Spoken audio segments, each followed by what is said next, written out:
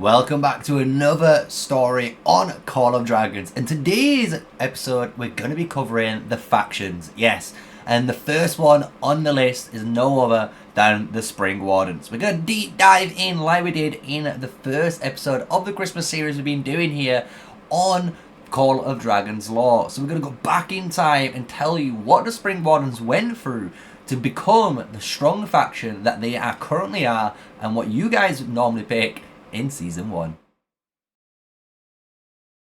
Welcome, and smash a like, comment and subscribe for more daily videos here with me, MrSneakyy, and we've been covering the lore of Call of Dragons. So that's what we're going to be doing again today. We're going to be covering the Springwardens, the one and only. So with all of our intro, all of that said, let's just get into today's story. So we need a quick recap of what we've previously learned. We know the story has this light versus darkness battle that's been going on between the god Leosa, the god of light, and Lander, the god of darkness. Each one of these were responsible of creating the darkness or the behemoths from Lander and the celestial beings for Leosa. On this story though, what we're going to be going into is what we know of the Springwardens. We know the Wilderberg and League of Orders stories too, and they're going to be in their own individual episodes because honestly, each faction deserves their own spotlight. So with all of that, let's take a look in the Springwarden faction before Season 1 and how this race just appeared from out of nowhere. So the birth of the elves actually came in Tamaris from the wellspring Fiffion, and this is the world tree in the world of Tamaris, which is really cool. It kind of gives you the same nostalgia or feel from Norse mythology with, as you can imagine, the world tree Yggdrasil, right, which is a really cool kind of like crossover stories where you can see clear inspiration but making it their own. And this obviously occurred, you're probably wondering, how did the elves come from a tree, right? And basically, as we know from the beginning of the celestial story, Leosa suffered some blows, and when these comets were raining down terror, obviously down onto the world of Tamaris, what was going on was the world tree could sense this. It could sense the danger approaching, and as it's the world tree and it's kind of its duty to protect nature, it actually created life, and the life it created were the elves. And the cool thing with this is it wasn't just the elves it was awakening. It awakened as well Queen Lucia, which was obviously to take control of the elves as the elder elf of the entire faction. So from the birth of the elves, from the Fiffion world tree here, the elves actually start to form infrastructure within the people pretty quickly.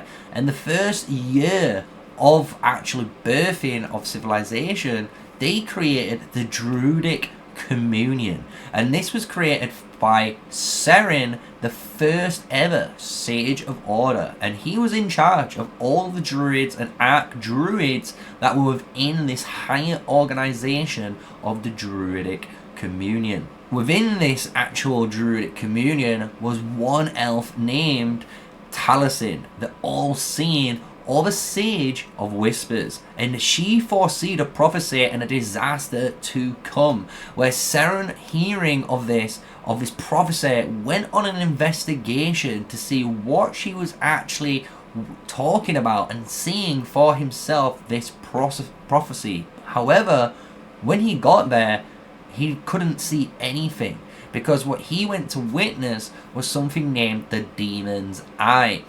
And the problem was, he disappeared. No one knows where Seren disappeared to. Without a trace, on his investigation, this elven Sage of Order miraculously just disappears out of his existence. So we still don't even know where he is in today. Presumed dead, the Druidic Communion was in a discussion of what is next to do, because obviously they know during this period this disaster was on its way.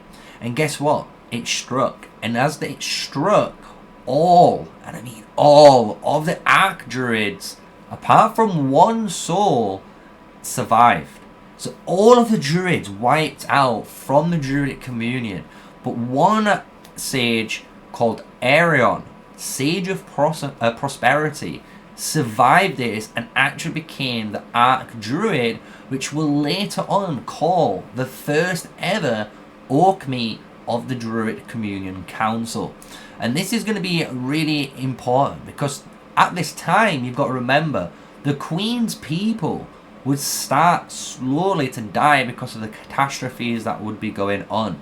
So she would be needing to use her powers during this time and later on, but it would cost her a very vital, important role. But the chaos was only about to begin. The Queen during this time had to support the Druidic Council. However, another elf that you might know of named Yane, not wanting anything to do with the Queen or the Druidic Council, created his own division with other elf lords named the Convocation. And this would cause, honestly, a small side between both the Convocation and the Yanes and the Queen's Guard, shall we say, to control the kingdom, right? And this is the crazy thing when we go into now the law of the elves, because all of the rest of the people that obviously believed in the Queen and became the Queen's Guard swore their duty at all costs to protect the Queen. And during this time, the Queen had to use her powers once again to save the people. Massive catastrophes, meteorites, comets, as you can imagine, showering down onto the land. And with all of her energy, she exhausted all of her power to save everyone in the Queen's Guard. But the problem were, she saved the people, she saved the nature, but she went into a deep sleep. Arion actually had a very important choice to make right now, because this is the time when he was calling the first ever Orkney of the Druidic Communion, because things were in shambles. The Queen is now falling into this deep coma. They don't know when she would be returning or if she would ever return. So it was up to them to make some decisions on their council. One of the decisions that were proposed was from Arion, and he proposed to move the actual Queen body from the kingdom of the capital all the way into the World Tree Spring and Fithion. And this would be around the time of our current Archdruid, Indis. And this is really cool because Indis was only just born during this time, so she was a very young elf at this point. However, her father, we know her father, Mursak, would go on an expedition around this time period. And guess what? He would encounter Yane, and through a conversation of some sort, would get persuaded by Yane and his corruption forces to join on the rebellion and the Convocation division side. Now you've got to think. The forces are growing in power. The Queen's now in slumber, and Yane will now launch the attack against the Queen and the Queen's Guard. And this, honestly, is a very cool time because you guys, as a player, actually experience this every 2 weeks in game, and that is in Roots of War. So the Roots of War game mode is actually set during the time of the Yane and Lucia rebellion forces, and it's the actual major war zone that settles who wins and who loses and what actually decides the fate of the elven people. This time is again around the year 552 in the actual timeline of Call of Dragons. And one of your favourite heroes, GARWOOD, actually finally makes an appearance. But during this time, he was actually just your standard treant, which might surprise a lot of you. Originally, he was just an Ironbark treant, but one of the strongest out there. And what later would occur will surprise you. But GARWOOD, being the treant, and basically the leader of the treants in the Wither tree down in the southern side of Tamaris, basically could see the Queen's Guard and what their objectives were, which is to protect nature and to be obviously respectful and thoughtful of others, while Yane's forces was the complete opposite, causing destruction and taking whatever they wanted. So GARWOOD and the treants all sided with the Springwardens, and that is how, if you're wondering how we've got elves and trees together, this is the actual alliance forming to create the Springwarden actual faction.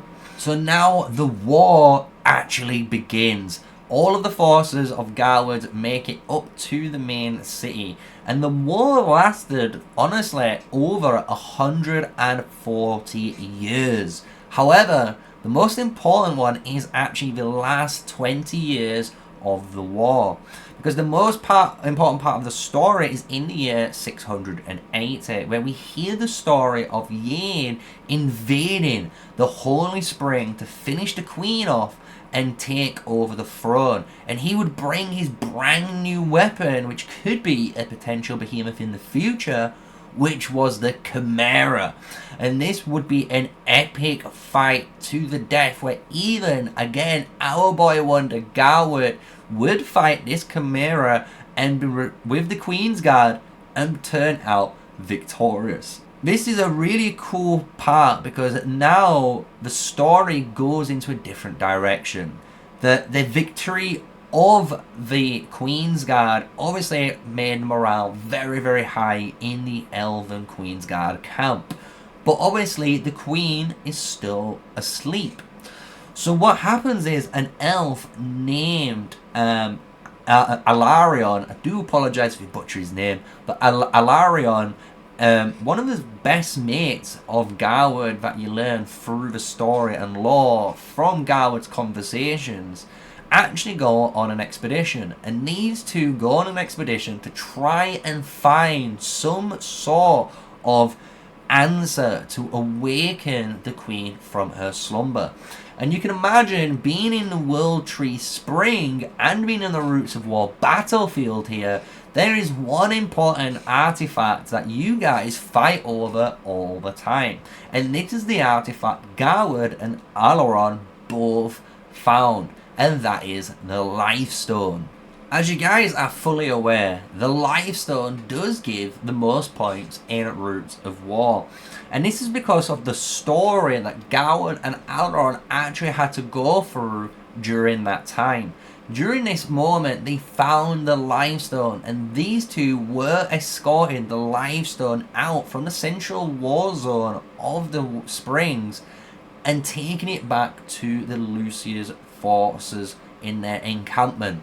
But during this time, Yane and his forces would fight and actually basically capture almost GARWOOD and Alarion. And during this ambush that happens, Alarion has a very important decision. He's about to die from fighting, honestly, one of the most epic sounding battles in the lore's history. But what he has to do to make the ultimate sacrifice, knowing that he would die here, he inscribes GARWOOD with a very special spell. And what this actual spell does was bind the Life Stone to GARWOOD himself, empowering him with the energy of life. And this absolutely is insane, because we can see this in the models of GARWOOD himself. If you've never noticed, that big rock is the Life Stone from Roots of War.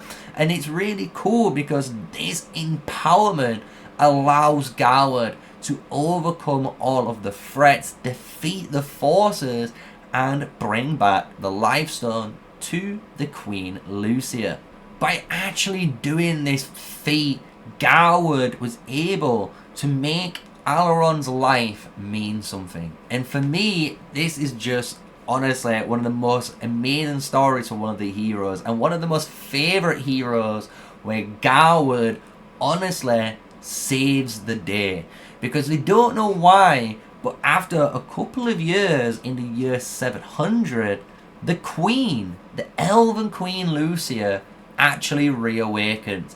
And from the reawakening, she finishes the major war by making all elves finally unite again as one, showing she is the true queen of the elven people. And by doing this, Lucia was not done. She acknowledged the feats that GARWOOD actually did on the battlefield and granted him the title Protector of the Forest.